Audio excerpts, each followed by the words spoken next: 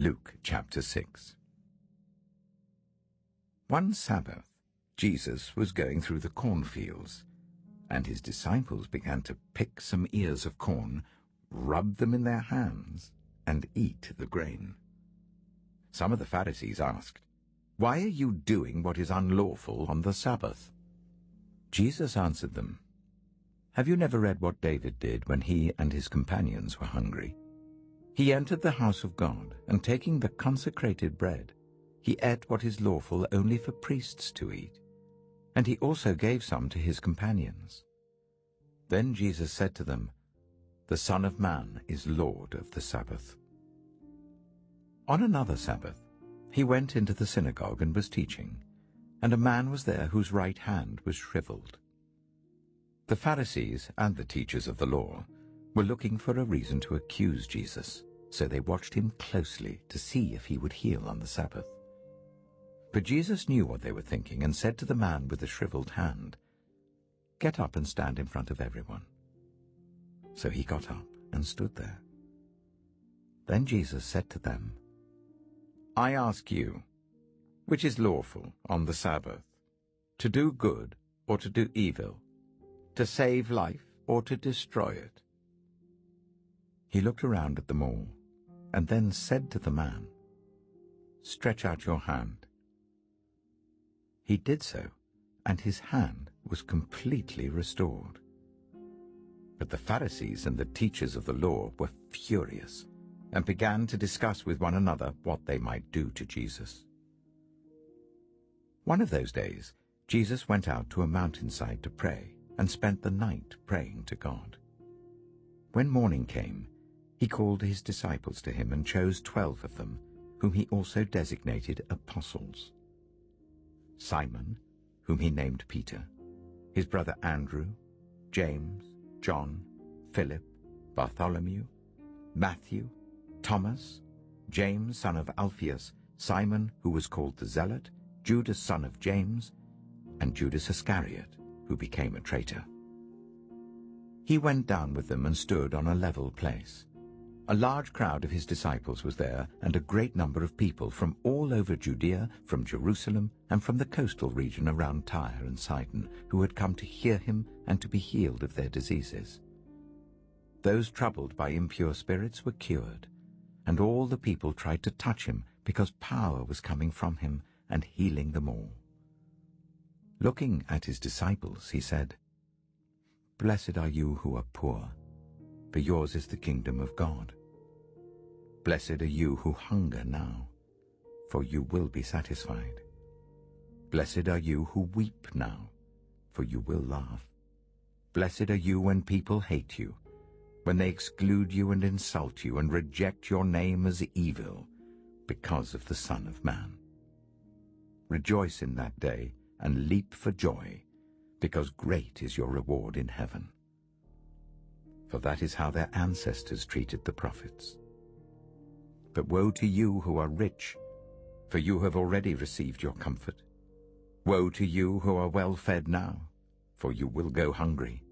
Woe to you who laugh now, for you will mourn and weep. Woe to you when everyone speaks well of you, for that is how their ancestors treated the false prophets.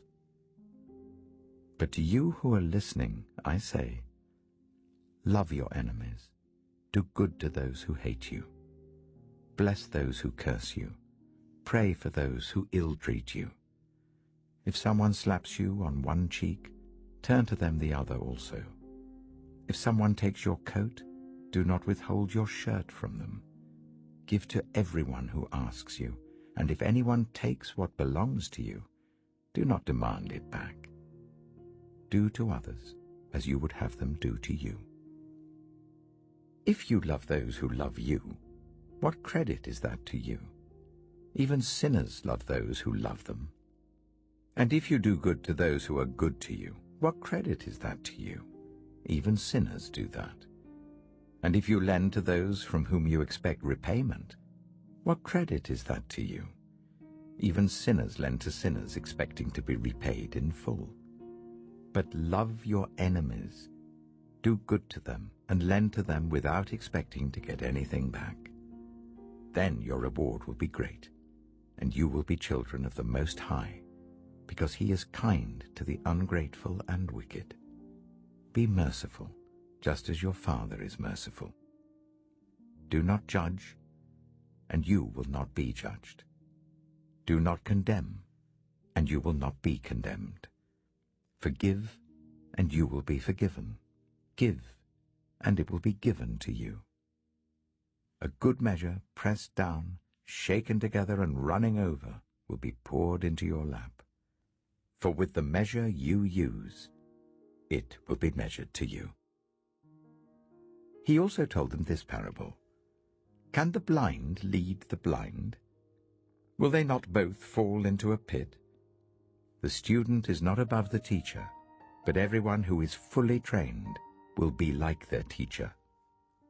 Why do you look at the speck of sawdust in your brother's eye and pay no attention to the plank in your own eye? How can you say to your brother, "Brother, let me take the speck out of your eye," when you yourself fail to see the plank in your own eye? You hypocrite! First take the plank out of your eye, and then you will see clearly to remove the speck from your brother's eye. No good tree bears bad fruit, nor does a bad tree bear good fruit. Each tree is recognized by its own fruit. People do not pick figs from thorn bushes or grapes from briars. A good man brings good things out of the good stored up in his heart, and an evil man brings evil things out of the evil stored up in his heart. For the mouth speaks what the heart is full of.